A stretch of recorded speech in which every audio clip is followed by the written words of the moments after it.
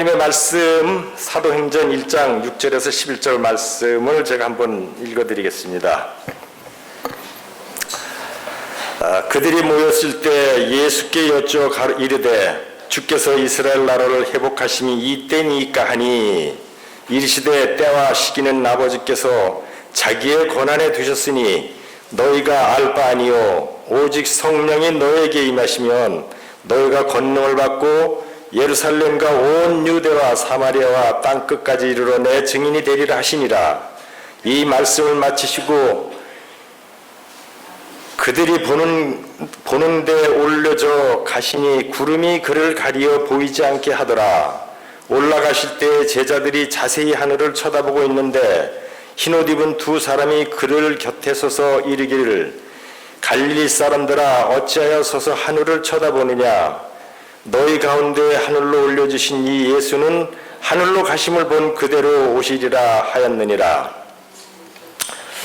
날씨도 참 구질구질하고 그래요. 우리가 여기 와서 앉아있는 거는 어떻습니까? 예수님이 부활하시고 승천하셨고 또 우리에게 다시 오시겠다는 약속을 주신 것 때문에 우리가 여기 앉아있는 거지요. 부활이 없었고 승천이 없었다면 재림 또한 우리가 그 약속을 믿지 못할 것입니다. 그런데 우리는 세상을 살면서 아마 여러분들도 그런 경험을 하셨을 겁니다. 저는 그런 경험을 종종이 아니라 매번 많이 좀 했어요. 내가 하늘나라 가든 구원을 못 받든 말든 그냥 이 세상 지금쯤 해서 그냥 하나님 좀 모든 걸 다 끝내주시고 그리고 그냥 뭐 알갱이는 그냥 골라가시고 쭉정인 버리시고 그냥 이쯤에서 그냥 세상 모든 거 접어두셨으면 어떨까 하는 생각을 한 적이 저는 있었습니다. 여러분도 아마 그런 적이 있었을 줄로 생각이 들어요.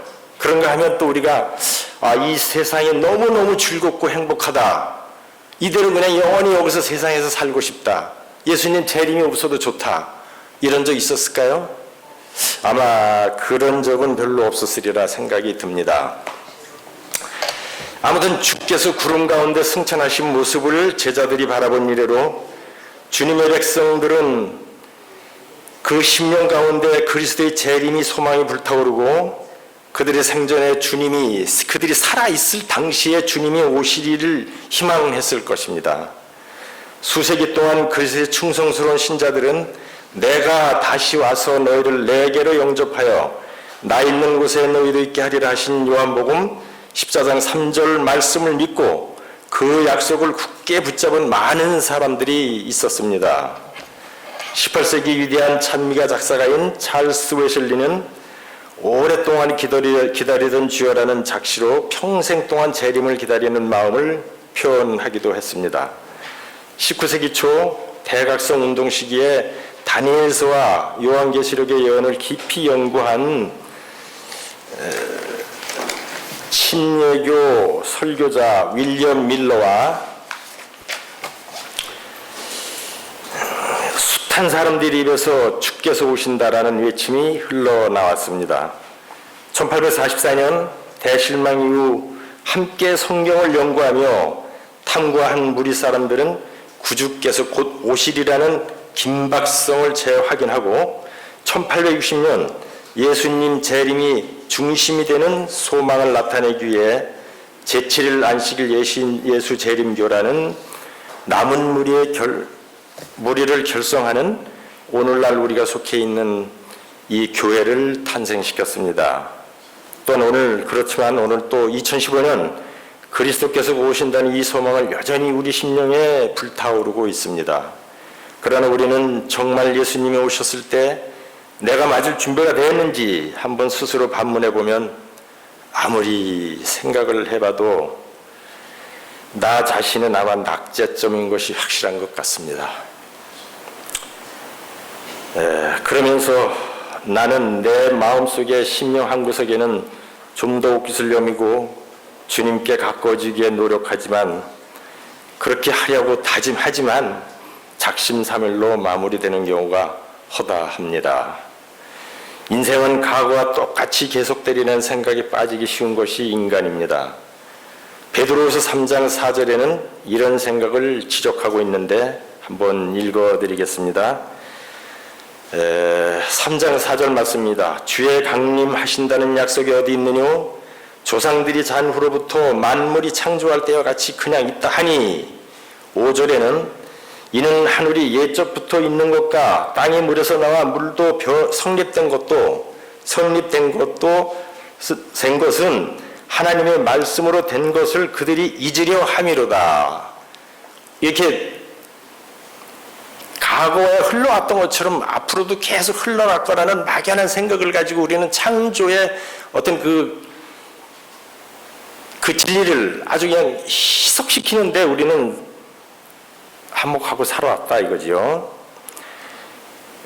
그래서 그 하나님의 창조의 그 개념을 잊으려고 한다고 기록되어 있습니다. 그래서 강림의 약속을 자꾸 흐려뜨려 놓고 있습니다.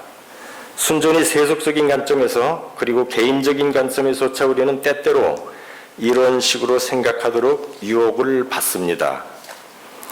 그러나 삶이 늘 같은 모양으로 굴러가고 앞길이 뻔하게 보이다가도 다시 말하면 인생이라는 것이 예측이 가능하고 믿을만하고 앞일이 훤히 보이는 것 같다가도 갑자기 모든 것이 불확실해지고 방법을 찾을 수 없는 상황이 닥치며 도저히 앞길을 불가할 수 없는 경험을 한 적이 우리는 종종 있을 것입니다.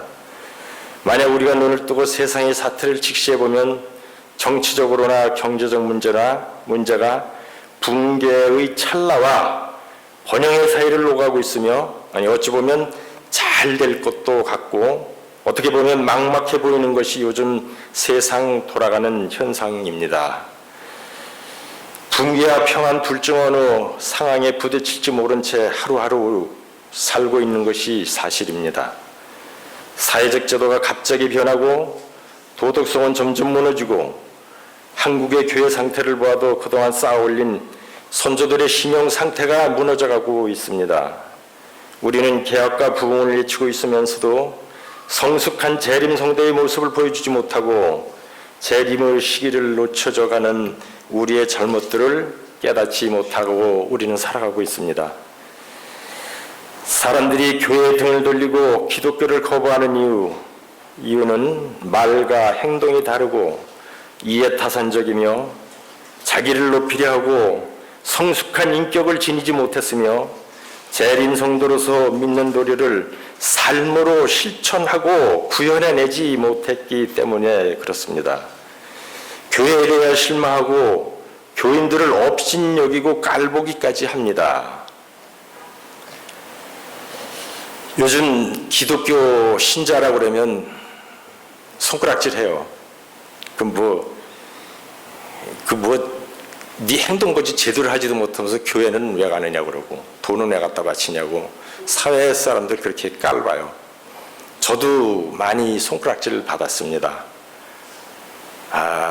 안식일 날 나는 근무를 하기 싫고 교회 가고 싶습니다 라고 얘기하면 그건 요즘 교회를 왜 가는지 모르겠다고 그 안식일 성당이나 이런 데 다니면서 그냥 일요일 지키고 편하게 살면 직장도 하면서도 좀 덜 받고 고통도 덜 받고 시험도 덜 받고 아무것도 안 하고 그냥 편하게 얼마든지 다른 사람들 교회 다니는데 왜 당신은 제7일 안식일 예수제령교 다니면서 그렇게 거기 안 다녔으면 지금도 나 직장 다닐 수 있었지 않느냐고 하는 사람들이 있어요.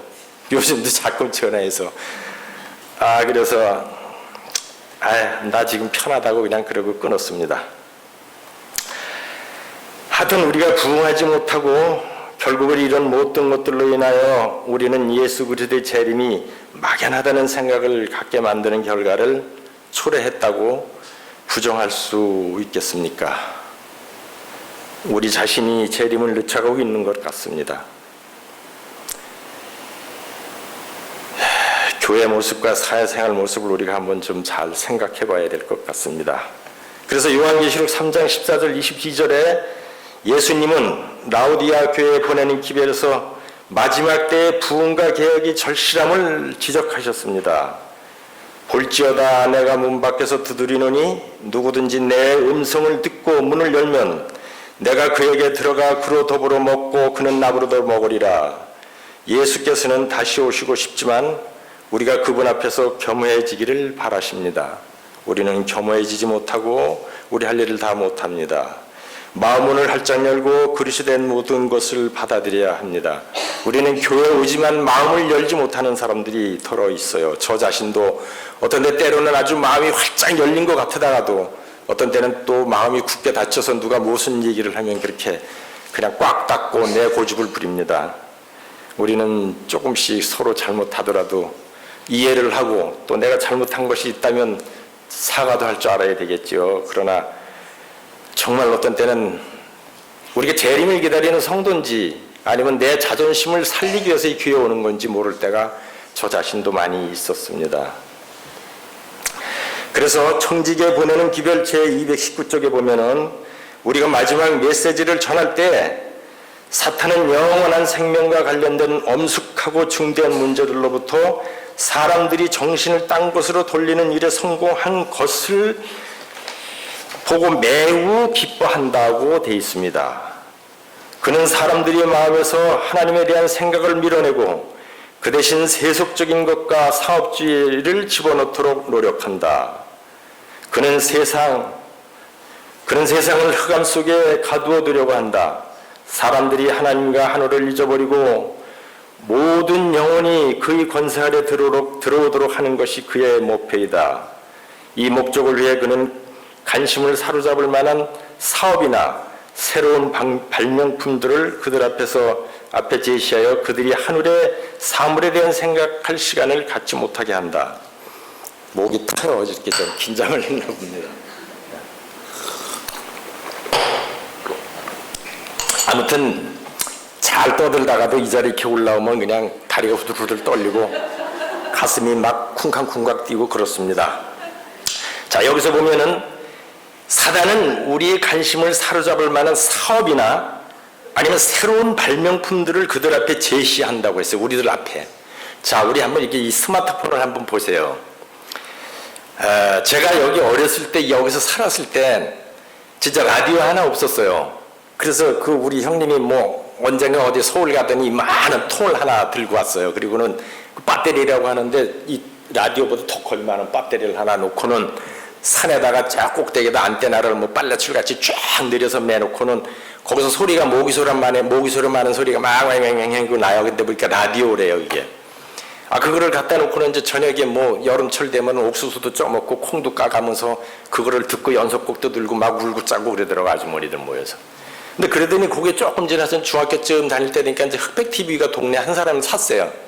근데 그거 보려고 동네 청년들이고 뭐 노인네들이 다 모여, 그 집에. 그럼 그때까지만 해도 모이니까 좋아. 그러더니 이제 동네가 그때만 해도 다 모였었는데 이제는 집에 TV 한 대씩 전부 놓게 되다 보니까 칼라 TV 집에서 이제 식구끼리 보는 거예요. 보고 앉아서 뭐 어쩌고 저쩌고 누구 집에는 어떻고 어쩌고 오늘 교회 갔더니 어떻더라 이렇게 이제 떠들면서 이렇게 보지요. 그리고 또 축구 시합 보면 그냥 얼싸안고 아버지 엄마가 얼싸안고 막 그러죠, 그때. 근데 요즘은 또 요게 생기다가 보니까 이제는 식구들도 모이질 않아요. 그냥 저들끼리 방구석에 들어가서 뭘 하는지 이렇게 하고 있어.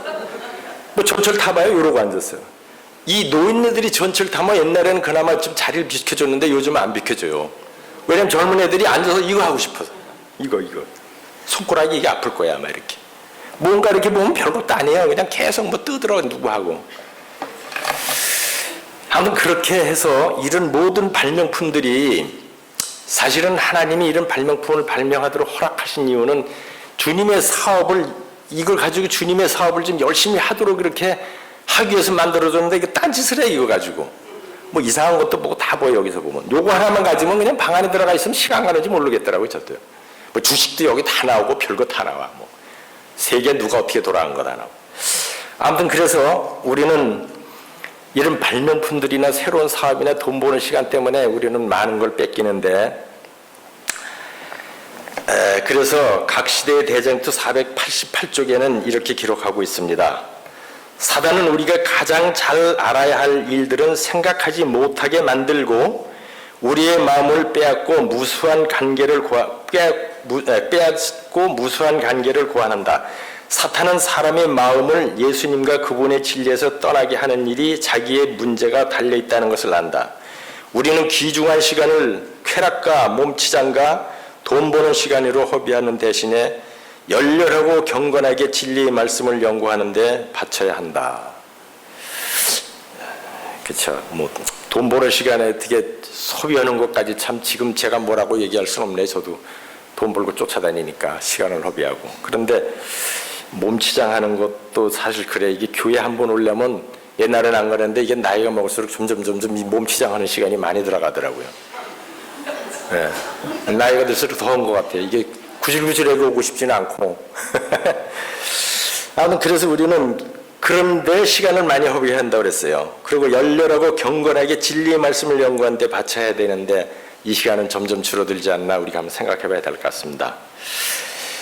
예수의 재림이 가까움을 자각하고 성령의 부어주심을 간절히 간구하는 우리가 모두가 되어야 합니다. 그렇다면 우리는 예수의 재림을 준비하기 어떻게 해야 할까요? 교회 증언 9권 19쪽에는 다음과 같이 기록되어 있습니다. 특별한 의미에서 제7일 안식일 예수 재림교인들은 파수꾼이요 빛의 전달자로서 세워졌다. 그들에게는 멸망해가는 세상에 전할 마지막 경고가 위탁되어 있다. 그들에게는 즉 우리에게는 하나님의 말씀에서 놀라운 빛이 비치고 있다. 가장 엄숙하고 중대한 사업은 첫째와 둘째와 셋째 천사의 기별을 선포하는 사업이 그들에게 주어졌다. 그보다 더 중요한 사업은 없다. 다른 어떤 것들도 그들의 주의를 빼앗도록 허락돼서는 안 된다. 제7일 안식일 예수재림교회는 자신들의 정체성과 독특한 사명이 요한계시록 14장 6절에서 12절에 세 천사의 기별을 전하는 즉 지구 역사의 마지막 날을 위한 하나님의 말씀에서 비롯된 남은 무리라고 함을 우리는 모두 알고 있습니다. 그러면 이 남은 무리는 가장 중요한 기별을 전하기에 우리는 어떻게 살아야 할까요? 어떻게 살아야 할까요? 그래서 저는 나름대로 이렇게 생각을 해봤습니다. 우리는 우리의 삶과 에너지, 재능, 자원, 그러니까 우리는 우리의 삶, 에너지, 재능, 자원을 모두 헌신해야 하며 우리 개인 각자가 사명을 생각하며 자신의 품성을 개혁해야 합니다. 개인의 개혁과 부흥을 통하여 집단적으로 부흥과 개혁이 이루어지도록 연합해야 합니다. 우리 자신이 개혁하고 이 개혁이 집단 개혁이 이루어지도록 우리는 연합해야 하는데 우리는 연합의 성질을 잘 모르는 것 같습니다. 그래서 잠깐만 연합이 뭔지는 잘 저도 모르겠지만 한번 말씀을 드려보고자 합니다. 제가 자랑은 아니지만 1970년도에 군대 입대해서 국군의 날 행사에 차출이 됐어요. 거기서 한 달 동안 그때는 여의도 비행장에 있었습니다. 한 달 동안 훈련을 받는데 매일 어떤 훈련을 받느냐면 눈치 보는 것만 배웁니다. 눈치 보는 거. 걸어가면서 옆에 앞에 눈치만 봅니다. 그 눈치 보고 똑같이 맞춰야 돼요. 그 사람들하고. 맞춰야 돼요. 거기서 한 달 동안 연습하고 마지막 10월 1일은 대통령이 보는 앞에서 열병식을 마치고 거기서 삐뚤삐뚤해지면 기합 받습니다. 기합 단단히 받고 그리고 강화문으로 옮겨가서 강화문에서 동대문까지 또 행진을 하는데 정말 피땀이 흘러요. 거기서 한 수천리 걸어가는 것보다 더 힘들어요. 나는 연합을 이룬 군대의 행군이나 행렬로 보고 있습니다.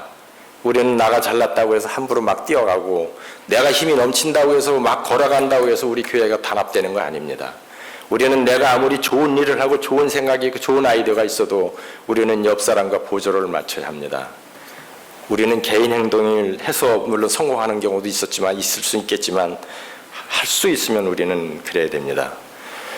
제가 어느 목사님의 설교 중에서 그런 말씀을 들은 적이 있어요. 대총회장 자신의 생각은 사단의 생각을 나타낼 수 있을지 몰라도 대총회에서 결의된 그 내용은 하나님의 뜻이다.